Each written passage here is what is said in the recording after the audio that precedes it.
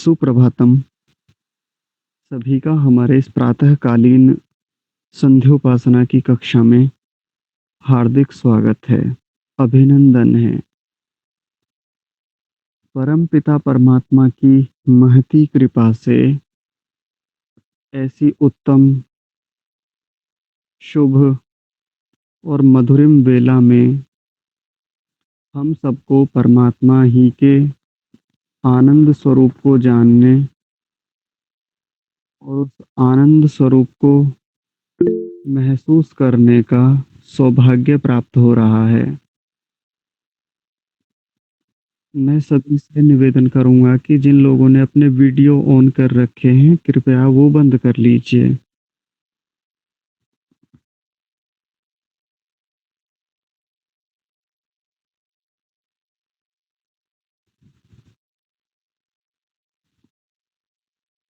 आइए हम सब मिलकर आज की अपनी इस उपासना की कक्षा को आगे बढ़ाते हैं।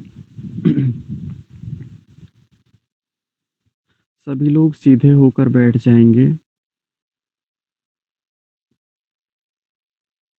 एक कोई भी अनुकूल आसन देख लेंगे, चुन लेंगे। जिस स्थिति में अधिक समय तक दृढ़ता के साथ, सहजता के साथ बैठा जा सके, उस एक आसन का चुनाव कर लेंगे। एक बार ऊपर से नीचे तक अपने सारे शरीर को देखेंगे।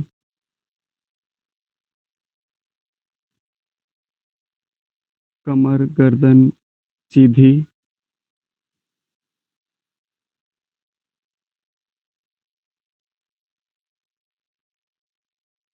अपने मन को, अपने ध्यान को चेहरे पर ले जाएँगे।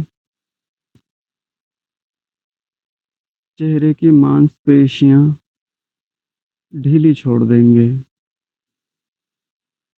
किसी भी प्रकार का कोई तनाव, कोई खिंचाव यदि है तो उसे शिथिल कर देंगे।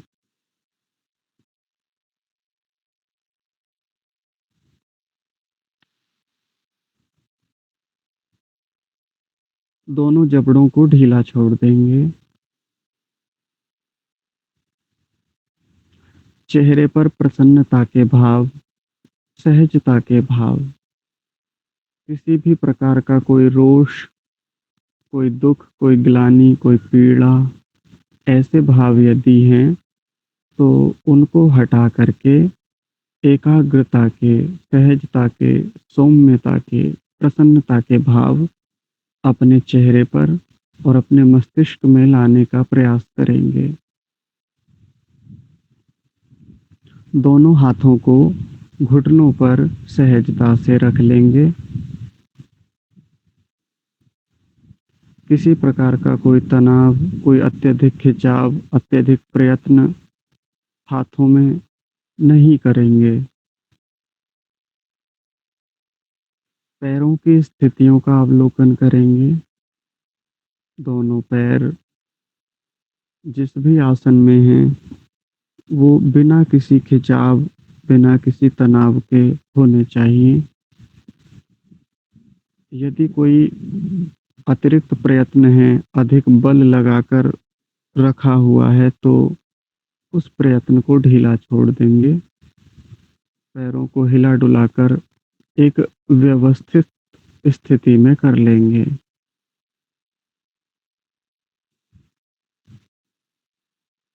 एक बार फिर से अपने संपूर्ण शरीर का ऊपर से नीचे तक अवलोकन करेंगे।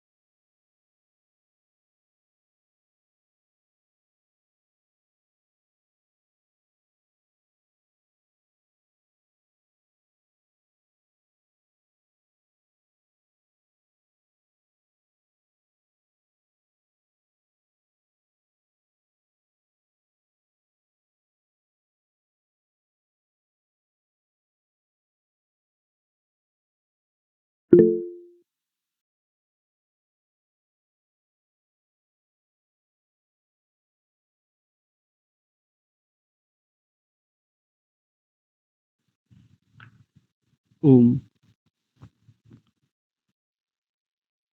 अपने संपूर्ण शरीर का अवलोकन करने के उपरांत यह देखेंगे कि मैं इस आसन में अधिक से अधिक समय तक बैठ सकता हूँ।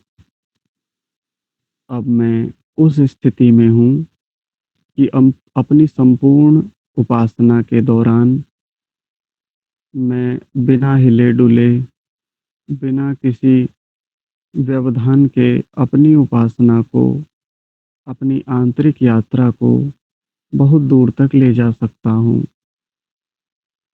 जिन लोगों को आसन में बैठने में व्यवधान होता है, वो किसी भी सामान्य स्थिति में कुर्सी पर, बिस्तर पर, दीवार से कमर लगाकर बैठ सकते हैं। और जिन लोगों को अधिक समय तक आसन लगाने में बाधा होती है, वो बीच-बीच में हिला-डुला कर या पैरों को आगे-पीछे करके भी अपने आप को सहज कर सकते हैं। बहुत अधिक प्रयत्न लगाकर अगर बैठे रहेंगे तो फिर ध्यान उसी व्यवधान की तरफ जाता रहेगा। तो आइए उपासना में आगे बढ़ते हैं। परमपिता परमात्मा का खूब सारा धन्यवाद करेंगे। हे प्रभु, आपकी कृपा से, आपकी बनाई हुई इन उत्तम व्यवस्थाओं में, आपके द्वारा प्रदत्त अनुकूलताओं से मुझे आज यह उपासना करने का सौभाग्य प्राप्त हो पा रहा है। आप ही की कृपा से, आप ही के चेतन स्वरूप को, आनंद स्वरूप को, आपके गुणों, आपके कर्मों, आपके स्वभावों को जानने, समझने, प्रत्यक्ष करने, साक्षात्कार करने का भी सुयोग हो रहा है। आप मुझ अल्पज्ञ जीवात्मा पर कृपा कीजिए कि मैं अपनी इस आंतरिक यात्रा में निर्विघ्न रूप से आगे बढ़ सकूं। मैं जिस उपलब्धि को पाने के लिए, मैं जिस लाभ की प्राप्ति के लिए आज इस उपासना में बैठा हूँ, मैं उसको यथावत रूप से प्राप्त कर सकूं। ऐसी भी कृपा मुझ पर कीजिए।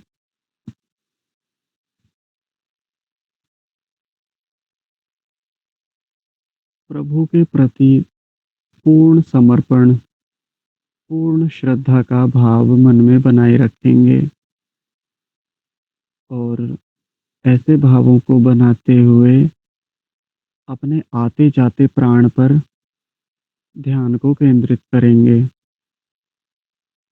नासिका के अग्रभाग पर यानी दोनों नथुनों के पास अपने ध्यान को ले जाएँगे। श्वास आ रहा है, जा रहा है, उसी पर अपने मन को टिकाएँगे।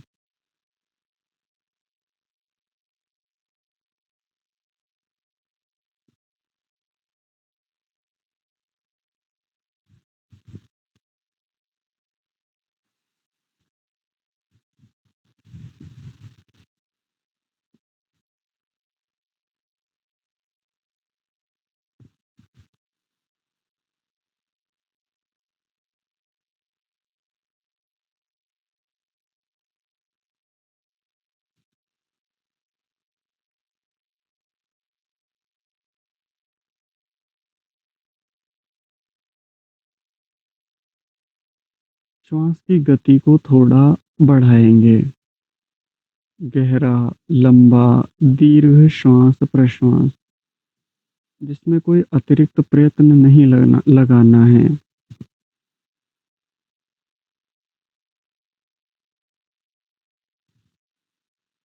बहुत बारीकी से प्राण को भीतर भरेंगे और बाहर निकालेंगे।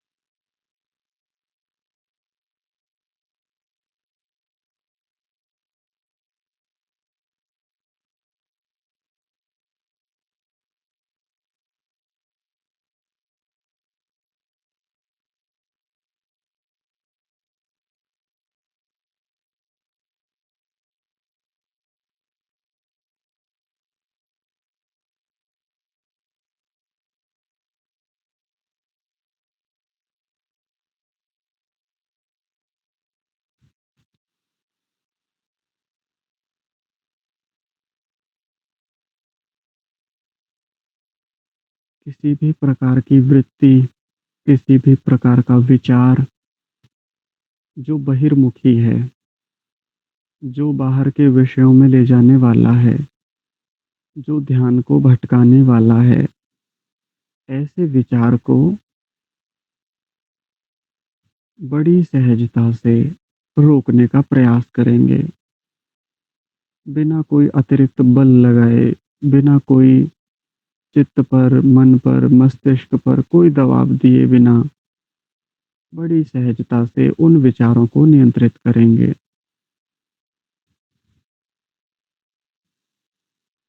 अब हम प्राणायाम करेंगे। सबसे पहले बाह्य प्राणायाम।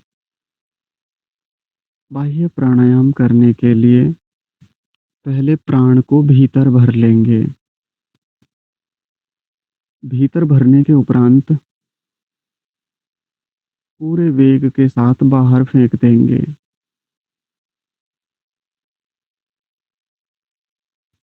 बाहर ही रोके रखेंगे। जितना अधिक सामर्थ्य से बाहर रोक सकें, बाहर रोकने का प्रयास करेंगे। मन में परमपिता परमात्मा के दिव्य, निराकार, चेतन, सर्वशक्तिमान, सर्वज्ञ स्वरूप का ध्यान करेंगे और घबराहट होने पर धीरे-धीरे प्राण को भीतर भर लेंगे। जिस समय प्राणायाम कर रहे हों, अपने उदर का जो स्थान है, पेट का जो हिस्सा है, उसको भीतर की ओर खींच कर रखेंगे। ऐसी कम से कम 4 क्रियाएँ करेंगे।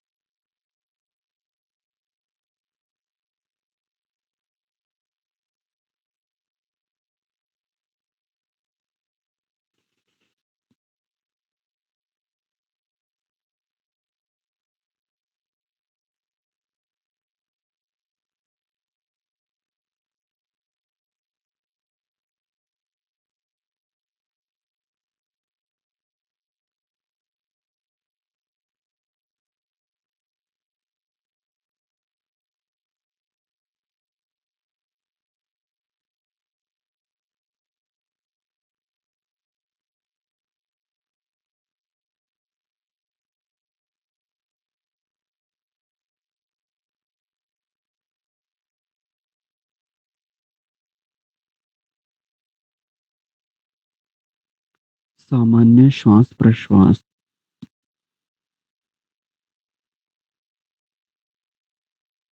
बाह्य प्राणायाम के उपरांत अब हम आभ्यंतर प्राणायाम करेंगे। आभ्यंतर प्राणायाम करने के लिए अपने प्राण को भीतर भर लेंगे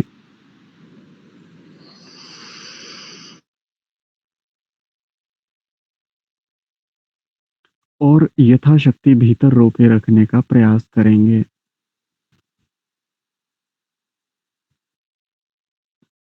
परमपिता परमात्मा के उसी दिव्य स्वरूप का ध्यान भी करते रहेंगे। जब घबराहट होने लगे तो धीरे धीरे प्राण को बाहर छोड़ देंगे। ऐसी आभ्यंतर प्राणायाम की कम से कम 4 क्रियाएं करेंगे।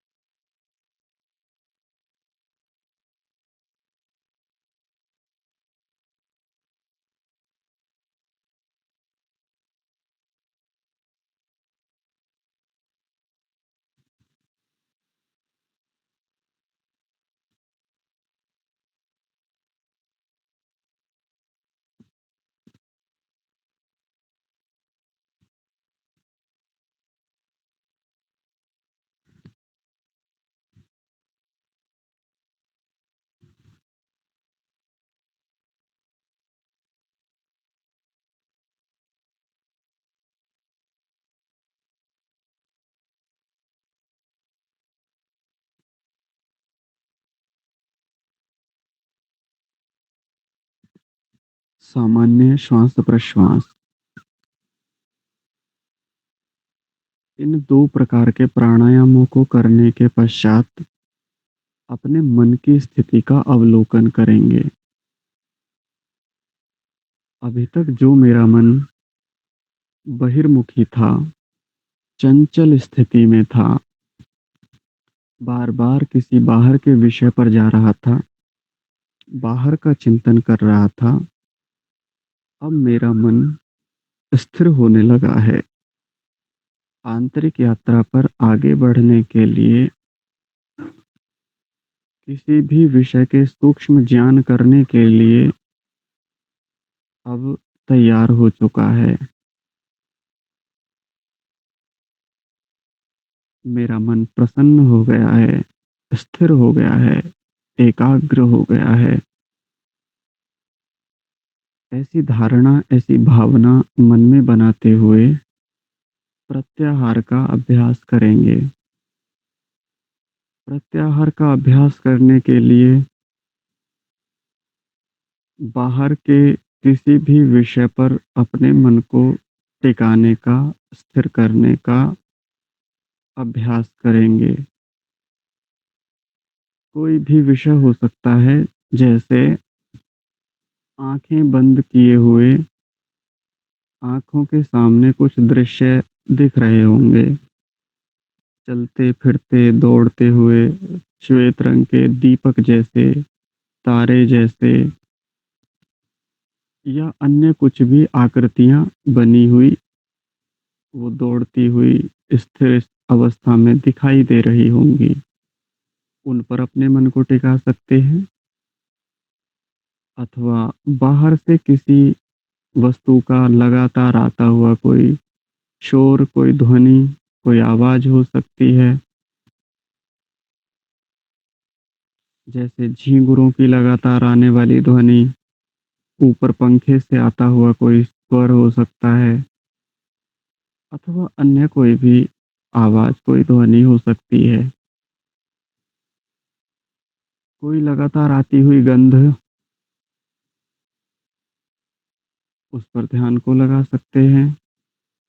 इसके अतिरिक्त त्वचा पर वायु अथवा वस्त्रों का स्पर्श जो लगातार हो रहा है, उस पर अपने मन को लगाने का प्रयास करेंगे। जिस इंद्रिय पर हम अपने मन को लगा रहे हैं, उस मन को उसी इंद्रिय पर टिकाए रखने का प्रयास करेंगे। ऐसा करने से बाकी इंद्रियां भी हमारे मन के अनुकूल होने लगेंगी। जी, प्रत्याहार का अभ्यास करेंगे।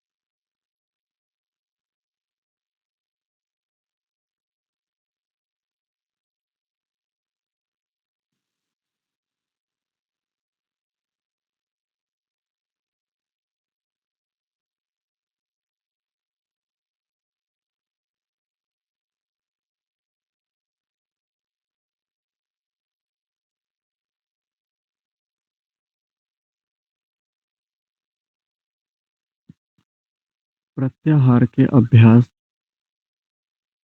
को करने के उपरांत अब धारणा का अभ्यास करेंगे। धारणा के अभ्यास के लिए अपने मन को, अपने चित्त को, जो अभी तक एक इंद्रिय पर हमने टिका कर रखा था, अब उसको शरीर के किसी एक भाग पर आंतरिक रूप से टिकाने का प्रयास करेंगे। शरीर का कोई भी एक अपनी रुचि का कोई एक हिस्सा हो सकता है, जैसे आज्ञा चक्र, मस्तक के बीचों बीच का भाग, दोनों भौहों के बीच का भाग, नासिका का अग्रभाग, जिह्वा का अग्रभाग, कंठ प्रदेश, हृदय प्रदेश, नाभि का स्थान, जहाँ हमें सहजता हो, जहाँ हमें अनुकूलता हो, जहाँ हम अधिक समय तक अपने चित्त को टिका सकते हैं, वहाँ टिकाने का प्रयास करेंगे। किंतु यह प्रयास आंतरिक रूप से करना है, भीतर से। मन को बाहर ले जाए बिना, बाहर से उस वस्तु के स्वरूप को देखे बिना, आंतरिक रूप से उस स्थान पर होने वाली संवेदनाओं को भी पकड़ने का प्रयास करेंगे। साथ ही सर्वत्र विद्यमान निराकार स्वरूप परमात्मा का भी ध्यान करेंगे कि वह परमात्मा जो सर्वत्र व्यापक है, वह मेरे इस धारणा स्थल पर भी विद्यमान हो रहे हैं।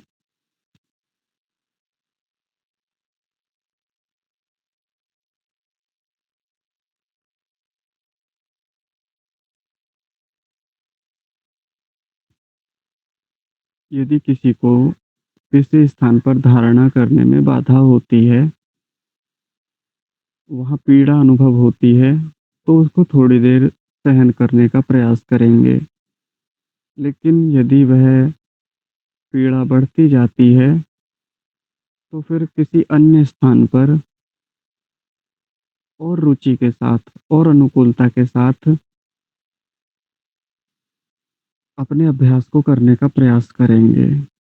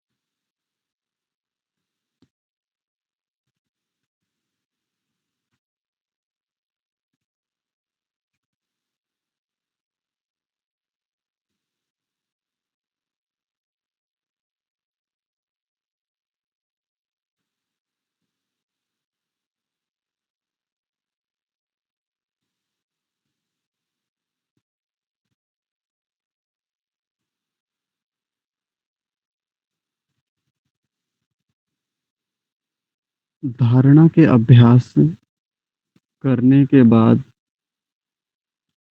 एक बार अपने मन की स्थिति को और देखने का प्रयास करेंगे। इस संपूर्ण उपासना की यात्रा के दौरान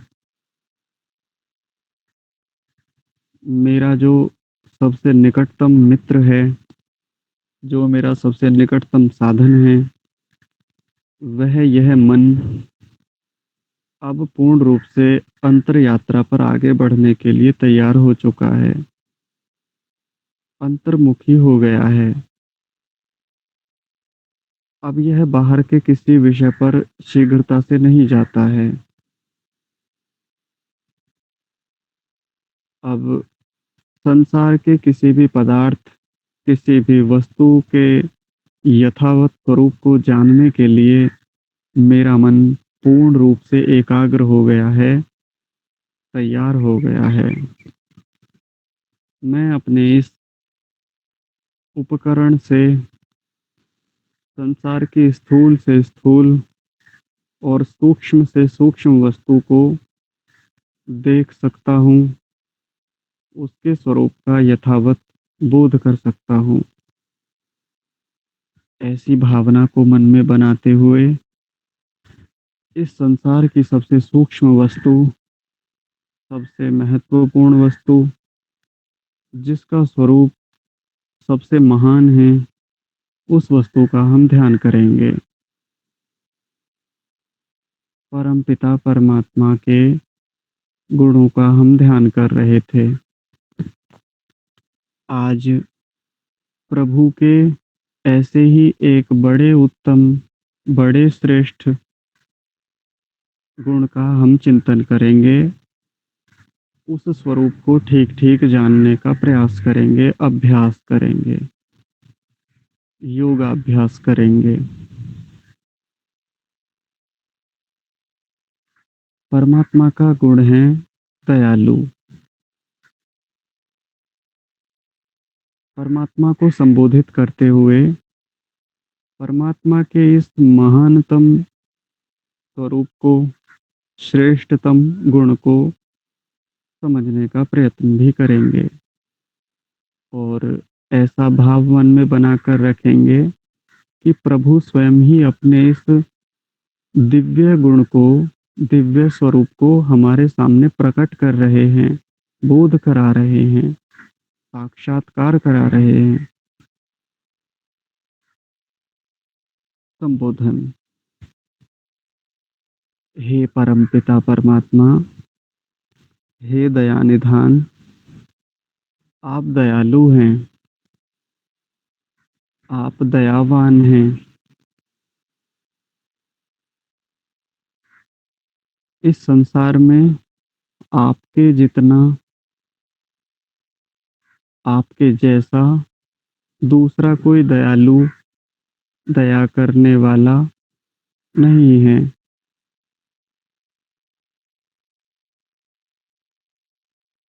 आपकी दया, आपकी कृपा, आपकी अनुकंपा, आपकी महिमा अनंत है, विराट है, विस्तृत है।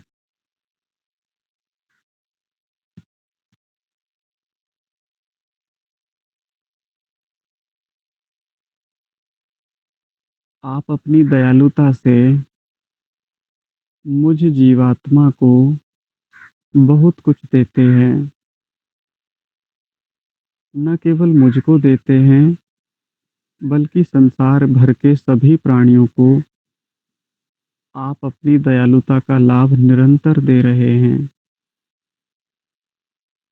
आपने हम सबके कल्याण के लिए यह उत्तम जीवन हमें दिया। यह आपकी दया है। आपकी दया से, आपकी कृपा से मुझे यह उत्तम मानव जीवन मिला।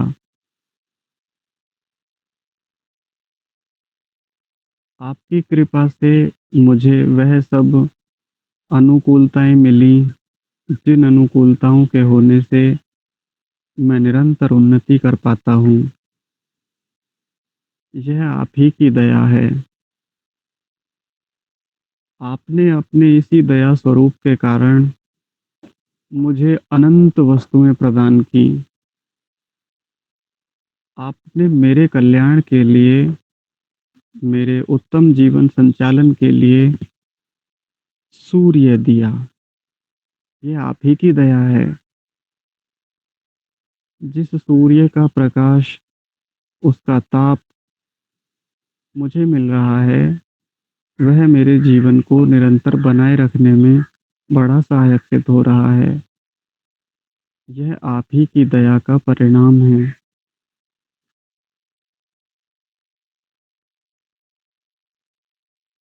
चंद्रमा और अन्य नक्षत्र जो निरंतर अपनी शीतलता, अपना प्रकाश या अन्य बहुत कुछ हमको दे रहे हैं, ये भी आप ही की कृपा से कारण ये ही आप ही की कृपा के कारण से मुझे मिल पा रहा है। निरंतर मुझे जीवन देता वायु आप ही की कृपा से मिला है। आपने हम सब जीवों पर दया करते हुए ऐसे शुद्ध, उत्तम पोषण करने वाले प्राण वायु का निर्माण किया है। आपकी यह बड़ी दयालुता है। निरंतर निःशुल्क रूप से, बिना किसी खर्च के मुझे यह वायु निरंतर प्राप्त हो रहा है। मेरे शरीर को पोषण देने वाला, मुझे जीवन दान देने वाला जल आप ही का बनाया हुआ है। आपकी बड़ी दया है। यह निःशुल्क रूप से मिला जल मुझे निरंतर ऊर्जा और बल देने में सहायक सिद्ध हो रहा है। आप ही की कृपा का परिणाम है। आपने दया करके हमारे लिए पृथ्वी, अग्नि, आकाश, अन्न, औषधियाँ इत्यादि अनेक-अनेक पदार्थ बनाकर दिए। इन सभी पदार्थों के कारण से मेरा जीवन इतनी उत्तमता से आगे बढ़ता है, सहजता से, सरलता से, अनुकूलता से। मैं बिना किसी बाधा के इन सब पदार्थों का उपयोग करके अपने जीवन के परम लक्ष्य को प्राप्त करने के लिए आगे बढ़ पा रहा हूँ। इसमें मूल रूप में आप ही की दया है, आप ही की अनुकंपा है प्रभु। आपने इतनी सारी वस्तुएँ मुझे निःशुल्क रूप से दी। कभी आप इतनी वस्तुओं को देने के उपरांत भी इनके बदले में कुछ भी लेने की अपेक्षा नहीं रखते। कुछ भी आपकी ऐसी कामना नहीं होती कि इसके बदले में ये मिल जाए। यह आपकी बड़ी दयालुता है। मैं आपकी इस दयालुता को बार-बार नमन करता हूँ, अभिनंदन करता हूँ। प्रभु आपकी यह दयालुता तो अनंत है। आपने मुझे मेरे कर्मानुसार यह मानव शरीर प्रदान किया। संसार के सभी प्राणधारियों के पास ऐसा शरीर नहीं है, जैसा आपने मुझ मनुष्य को, मुझ जीवात्मा को यह उत्तम गुणों से युक्त, उत्तम योग्यताओं से युक्त, यह इतना श्रेष्ठ मनुष्य शरीर प्रदान किया है। इस शरीर के होने से मैं अपने सभी अभ्युदय सिद्ध कर पाता हूँ, सभी सांसारिक भोगों को भोग पाता हूँ। सब व्यवस्थाएँ, सब प्रकार की रक्षाएँ सिद्ध कर पाता हूँ।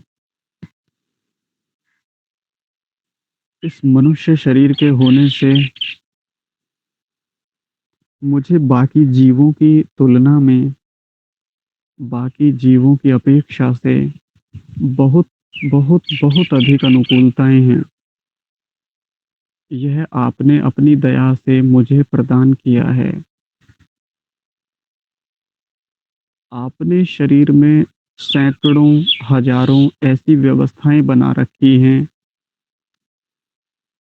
जिनको जानना, समझना मेरे सामर्थ्य के बाहर है। किंतु आप अपने सर्वज्ञ स्वरूप के कारण उनको जानते हैं, उनको संचालित करने में निरंतर सहायक सिद्ध हो रहे हैं। आप उन स्थितियों को धारण करते हैं, बनाए रखते हैं। यह आपकी बड़ी दयालुता है।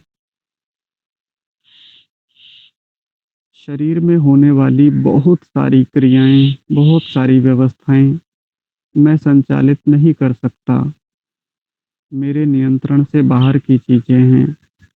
किंतु आप अपनी स्वाभाविक स्थितियों के कारण से इन सब का संचालन कर रहे हैं।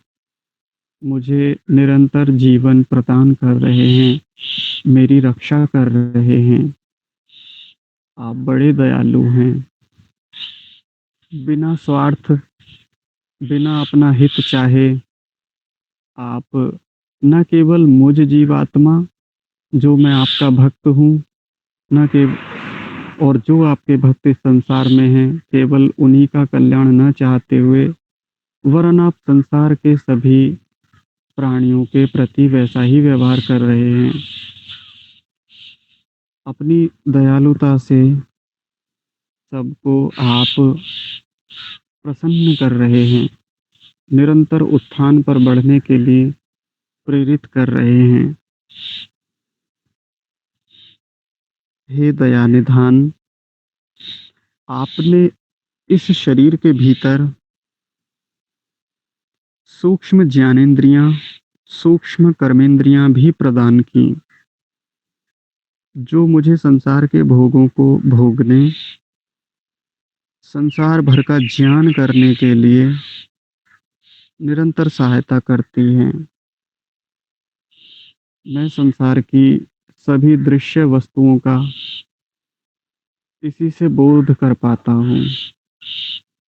आपकी बड़ी कृपा से यह उत्तम अंतःकरण मुझे मिला है। इस अंतःकरण में आपने बड़ा प्यारा-सा एक मन मुझे प्रदान किया, जिससे मैं निरंतर उत्तम संकल्प कर पाता हूँ। मैं शुभ गुणों का धारण इसी मन से कर पाता हूँ और अशुभ गुणों का त्याग भी इसी मन के कारण से कर पाता हूँ। यह दिव्य गुणों से युक्त मन आपकी दया से मुझे मिला है। निरंतर स्मृतियों को सहेजने वाला यह चित्त, जिसमें बहुत प्रकार के संस्कार, सब प्रकार के अनुभव, सब प्रकार का बोध विद्यमान रहता है, यह अत्युत्तम गुणों से युक्त चित्त आपकी दया से मुझे मिला है। आपने मुझे मेरी योग्यता से अधिक वस्तुएँ प्रदान की हैं। आपने मुझे उत्तम निश्चय कराने वाली, उत्तम बोध कराने वाली, सत्य-सत्य निर्णय करने वाली बुद्धि प्रदान की है। इस बुद्धि के कारण से मैं अपने जीवन में सत्य को धारण करने के लिए और असत्य को छोड़ने के लिए निर्णय करता रहता हूँ।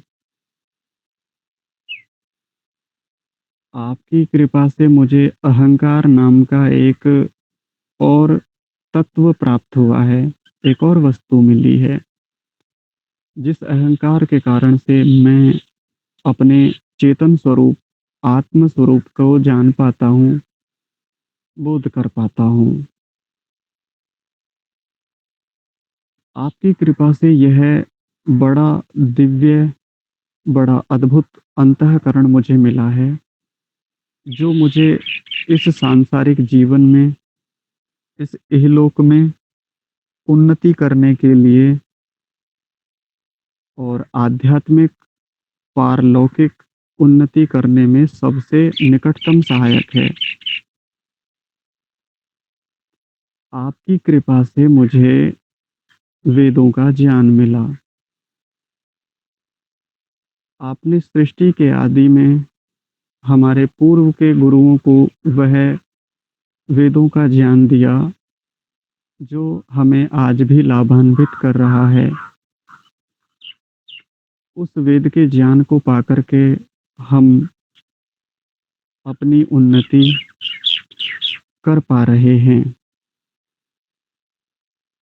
हे प्रभु, आपने अपनी दया से इस संसार का जो भी उत्तम से उत्तम ज्ञान हो सकता था, वो हमें प्रदान किया है। आप निरंतर हमको मन में प्रेरणा करते हैं, निरंतर हमें कुमार्ग से बचाते हैं, निरंतर आप हमको सन्मार्ग पर चलने की प्रेरणा देते हैं। यह आप ही की दया है।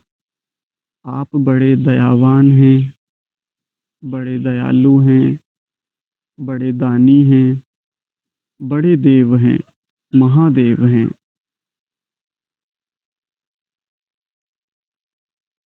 आप अपने अनंत ज्ञान से हमें लाभान्वित करते हैं। आप अपने अनंत सामर्थ्य, सर्वशक्तिमान स्वरूप से हमें लाभान्वित करते हैं।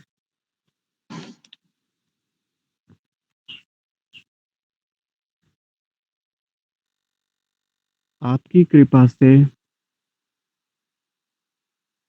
मैं निरंतर अवगुणों को छोड़ कर के निरंतर सद्गुणों का धारण कर रहा हूँ और आंतरिक यात्रा पर निर्विघ्न रूप से आगे बढ़ पा रहा हूँ। यह आप ही की दया है।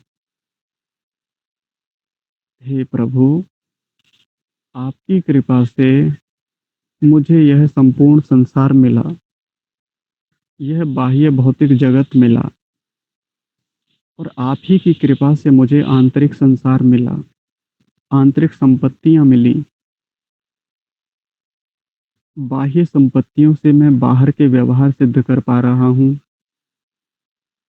बाहर की मेरी उन्नति सिद्ध हो रही है और आंतरिक संपत्तियों से मेरी आंतरिक स्थितियां, आंतरिक यात्रा, आंतरिक व्यवहार सब सिद्ध हो रहे हैं। मेरी बाह्य यात्रा और आंतरिक यात्रा अब गति पकड़ने लगी है। अब मैं जीवन के परम लक्ष्य को प्राप्त करने के लिए आप ही की कृपा से, आप ही की दया से आगे बढ़ पा रहा हूँ। हे प्रभु, आपका यह दयालु स्वरूप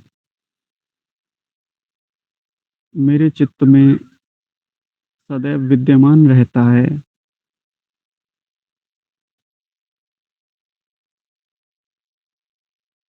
मैं आपके इस दयावान, दयालु, दयानिधान स्वरूप को जीवन भर ऐसे ही बनाकर रखना चाहता हूँ। आप मुझ पर कृपा कीजिए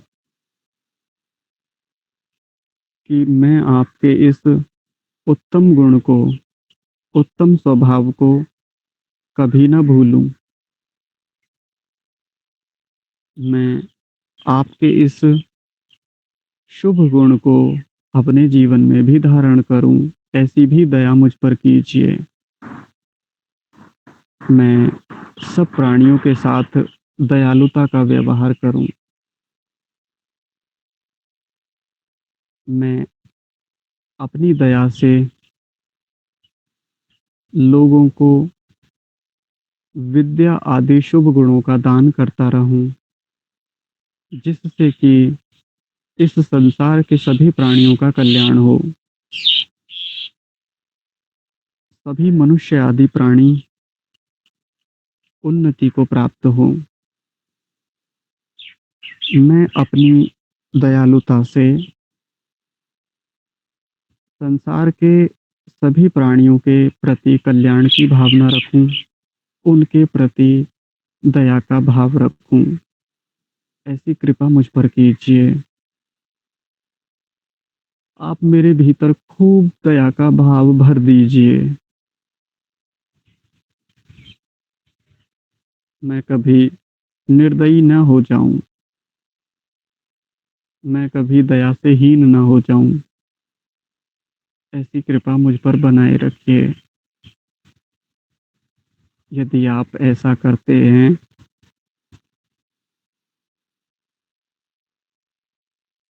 तो मैं आपका बड़ा उपकार मानूंगा।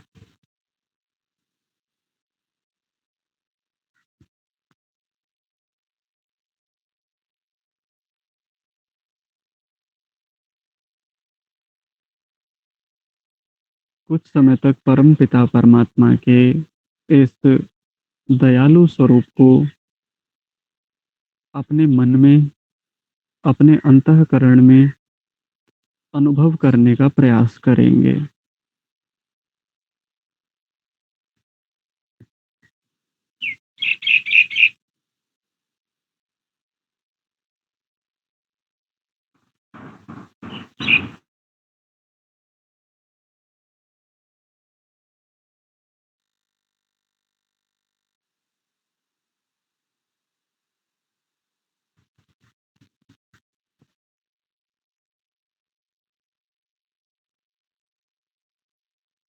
आज की हमारी उपासना अब संपन्नता की ओर है। आज की उपासना के लिए परम पिता परमात्मा का धन्यवाद करेंगे। हे प्रभु, आपकी कृपा से मैंने आज की अपनी आंतरिक यात्रा पूरी करने का प्रयास किया, उसको निरंतर आगे बढ़ाने का प्रयत्न किया और आपने अपनी दयालुता से, अपनी कृपा से मेरी यात्रा में बड़ी सहायता की। आज आपने अपने इस दिव्य स्वरूप को जानने में, इसका साक्षात्कार होने में मेरी बड़ी सहायता की। मैं आपके इस दयालुता स्वरूप को और भी आगे जानने का प्रयत्न करता रहूँगा। आप इस कार्य में मेरे लिए परम सहायक सिद्ध होइएगा। आप मेरी आगे की उपासना में, आगे की आंतरिक यात्रा में ऐसे ही मेरे लिए मार्गदर्शन करते रहिएगा। हे प्रभु, आज की उपासना को निर्विघ्न रूप से, सहज रूप से संपन्न होने में मेरी सहायता करने के लिए आपका बार-बार धन्यवाद करता हूँ। आपकी बार-बार कृतज्ञता स्वीकार करता हूँ।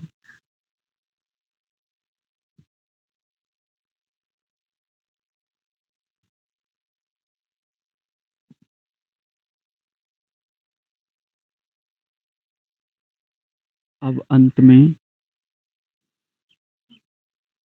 अपनी इसी आंतरिक स्थिति को बनाए रखते हुए शरीर में हल्की-हल्की हलचल करने का प्रयास करेंगे।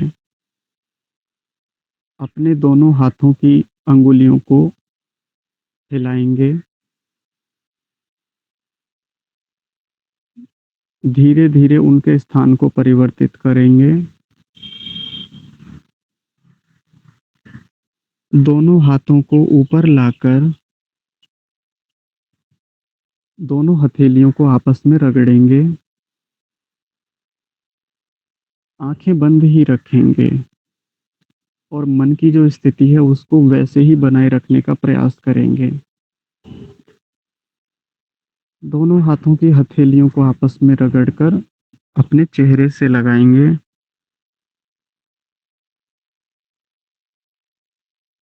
फिर से रगड़कर दोनों हाथों की हथेलियों को अपनी दोनों आँखों पर टिका देंगे और धीरे-धीरे अपनी आँखों को खोलने का प्रयास करेंगे।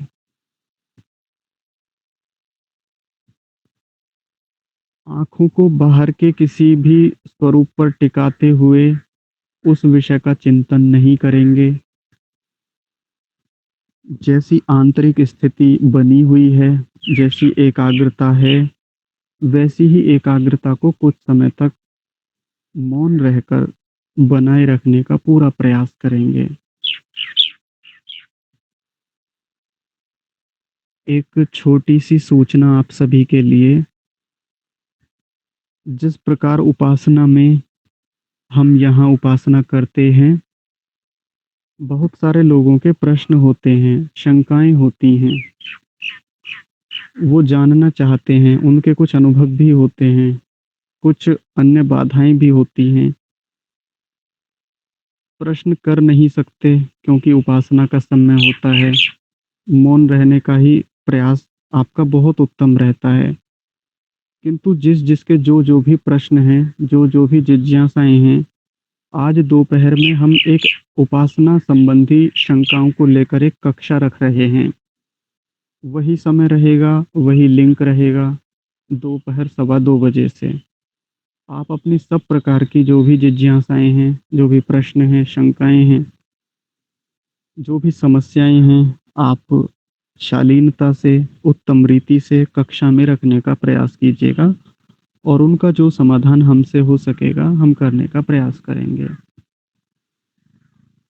तो आज की इस कक्षा को यहीं विराम देते हैं। सभी मौन रहते हुए, बिना बोले कक्षा से जा सकते हैं। आज की कक्षा को यहीं विराम। आप सभी को सादर प्रणाम। हम सभी आनंद में रहें, प्रसन्नचित्त रहें, उत्साहित रहें और आगे बढ़ते रहें। हम सभी का जीवन मंगलमय हो। सुप्रभातम।